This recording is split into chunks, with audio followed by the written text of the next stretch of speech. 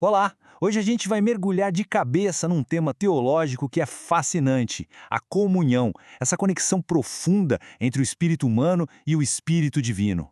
Nessa nossa exploração, vamos entender como essa ligação acontece, sabe? Desde o primeiro momento, aquele despertar, até a plena maturidade espiritual.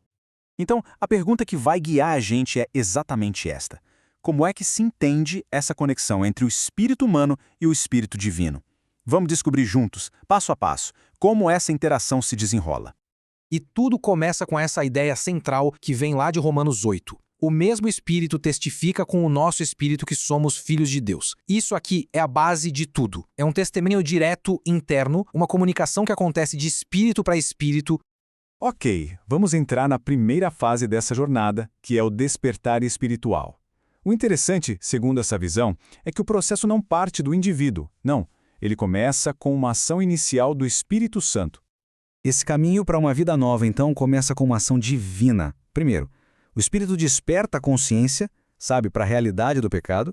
Em seguida, ele remove a incredulidade, abrindo espaço para a fé. E o passo final é a regeneração, que é quando o espírito humano é vivificado, ou seja, ele recebe uma vida completamente nova. Mas o que é exatamente essa tal de regeneração?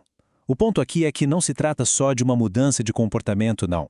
É uma recriação interna, um verdadeiro renascimento espiritual. É uma transformação que vem de dentro para fora e que inaugura um relacionamento totalmente novo com o divino. E essa ilustração mostra bem a dimensão da mudança. Basicamente, existem dois estados: a pessoa natural, que não consegue entender as coisas do espírito, e a pessoa espiritual. Depois da regeneração, essa pessoa passa a discernir tudo de uma nova maneira, com uma mente renovada, guiada pelo Espírito. É uma virada de chave.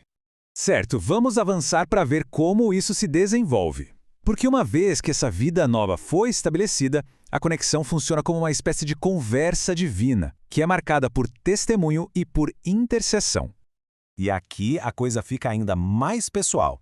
É o que chamam de testemunho interior. A ideia é que o Espírito Santo confirma, lá no fundo, direto no espírito da pessoa, a sua identidade como filho de Deus. E olha, isso vai muito além de um sentimento vago. É uma comunicação real, que gera uma convicção profunda, uma segurança que não depende do que acontece do lado de fora. E para a gente entender a profundidade disso, a fonte usa uma analogia bem forte, a da adoção. Na cultura romana da época, um filho adotado ganhava todos os direitos de um herdeiro legítimo. E, espiritualmente, a ideia é a mesma. A pessoa que crê recebe todos os privilégios de um filho na família de Deus. É uma mudança completa de status. Agora, essa metáfora aqui é muito poderosa. Lá em Provérbios diz que o espírito do ser humano é a lâmpada do Senhor.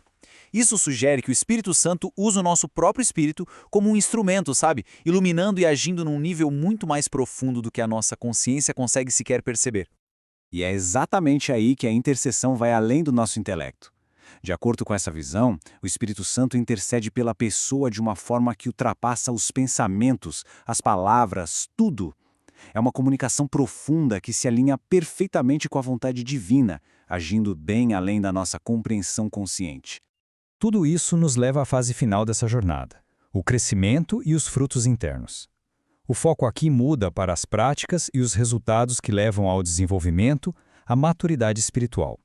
Uma passagem-chave para entender essa fase vem de 1 Coríntios, que diz: porque, se eu orar em língua estranha, o meu espírito bem ora, mas o meu entendimento fica sem fruto. Isso fala de uma forma de oração que, segundo essa crença, opera direto no nível do espírito, sem passar pelo filtro da razão. E aqui a gente vê o contraste dessa experiência. De um lado, o espírito ora bem. É uma oração articulada pelo divino, que edifica, que fortalece a pessoa por dentro. Do outro, o entendimento fica sem fruto. Ou seja, o intelecto não processa a mensagem. É como se fosse um desvio da mente consciente para uma comunhão espiritual direta. E qual é o resultado visível de toda essa jornada? Bom, a resposta estaria no que é chamado de fruto do Espírito. Essas 9 virtudes, amor, alegria, paz e por aí vai, não são vistas como algo que a pessoa se esforça para ter, mas sim como resultado natural e espontâneo de uma vida conectada ao Espírito. É o ápice dessa comunhão. Para finalizar, vamos resumir qual é o objetivo final de toda essa jornada espiritual. Tudo se resume a alcançar uma unidade completa, uma comunhão definitiva. E a declaração que encapsula isso de forma uau, impactante é esta: o que se ajunta com o Senhor é o mesmo Espírito. Essa é a culminação de tudo. Não é só uma comunicação, mas uma união tão profunda que o humano e o divino se tornam de fato um só Espírito.